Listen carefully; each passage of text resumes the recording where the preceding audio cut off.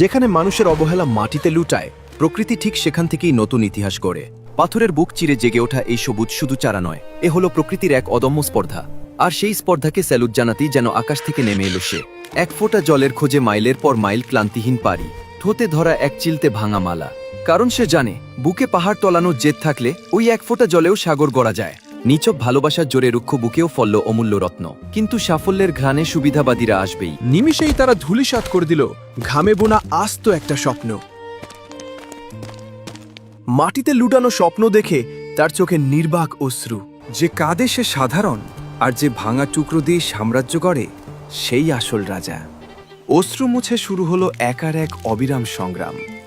অবশেষে হার মানল রুক্ষতা। ধুলোয় মিশে যাওয়া প্রান্তর আজ লাল সবুজের এক দাম্ভিক সাম্রাজ্য, যেখানে আজ বিশ্বজয়ের উৎসব।